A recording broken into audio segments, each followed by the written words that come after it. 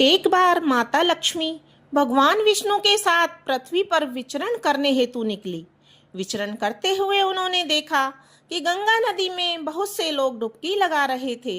इतनी भीड़ देखकर माता लक्ष्मी ने भगवान विष्णु से पूछा, प्रभु, गंगा जल में ऐसा क्या पुण्य है कि इसमें इतने लोग श्रद्धा से डुबकी लगा रहे हैं। भगवान विष्णु बोले, हे लक्ष्मी, गंगा का जल बहुत ही पवित्र और पुण्य प्रदान करने वाला है। इसके स्पर्श मात्र से मनुष्य को पापों से मुक्ति मिल जाती है और वह अमर हो जाता है। माता गंगा के प्रताप की गाथा जानने के लिए आपको इनके पृथ्वी पर अवतरित होने की यह कथा सुननी होगी। गंगा मैया को धरती पर लाने की यह कथा एक पौराणिक कथा है कि गंगा जी को स्वर्ग से पृथ्वी पर लाने के लिए अंशुमान के पुत्र दिलीप व दिलीप के पुत्र भगीरथ ने बड़ी तपस्या की थी। उनकी तपस्या से प्रसन्न होकर माता गंगा ने उन्हें दर्शन दिया और कहा कि मैं तुम्हें वर देने आई हूँ। राजा भगीरथ ने बड़ी नम्रता से कहा, आप मृत्युलोक में चलिए। तो गंगा ने कहा, जिस समय मैं पृथ्वी तल पर अवतरण करूं, उस समय मेरे वेग को रोकने वाला कोई होना चाहिए। ऐसा नहीं होने पर पृथ्वी को फोड़कर मैं रसातल में चली जाऊंगी। गंगा मैया की बात सुनकर भगीरथ ने फिर से एक अंगूठे के बल खड़ा होकर भगवान शिव की आराधना की। उनकी कठोर तपस्या से प्रसन्न होकर ब्रह्मा जी ने गंगा की धारा को अपने कमंडल से छोड़ा और भगवान शिव ने प्रसन्न होकर गंगा की धारा को अपनी जटाओं में समेटकर जटाएं बांध ली।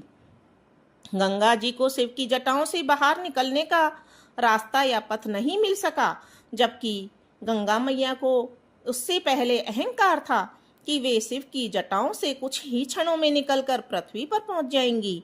पुराणों में उल्लेख मिलता है कि शंकर जी की जटाओं में गंगा कई वर्षों तक भ्रमण करती रही, लेकिन निकलने का कोई मार्ग ही नहीं मिला। अब महाराज भगीरथ को और भी अधिक चिंता हुई। उन्होंने एक बार फिर से भगवान शिव की प्रसन्नार्थ घोर तप किया। अनुनय विनय करने पर शिव ने प्रसन्न होकर गंगा की धारा को मुक्त करने का वरदान दिया। इस प्रकार शिव जी की जटाओं से छूटकर गंगा जी हिमालय में ब्रह्मा जी के द्वारा निर्मित बिंदुसर सरोवर में गिरी। उस समय इनकी 7 धाराएं हो गई।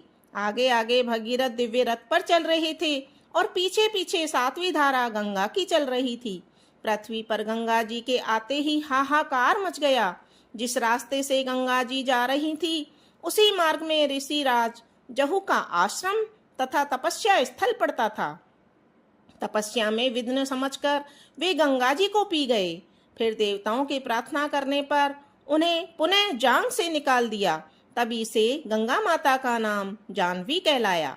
इस प्रकार अनेक स्थलों का तरन तारण करती हुई जानवी ने कपिल मुनि के आश्रम में पहुंचकर सगर के 60,000 पुत्रों के भस्मावेश को तार कर उन्हें मुक्त किया। उसी समय ब्रह्मा जी ने प्रकट होकर भगीरथ के कठिन तप तथा सगर के 60,000 पुत्रों को अमर होने का वर दिया।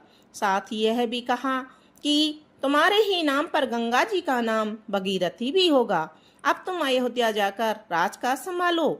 ऐसा कहकर ब्रह्मा जी अंतर ध्यान हो गए। इस प्रकार राजा भगीरथ द्वारा पृथ्वी पर गंगावतरण करने के कारण गंगा को भगीरथी भी कहा जाता है।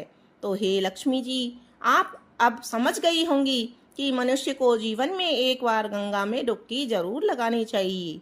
बोलो गंगा मैया की जय।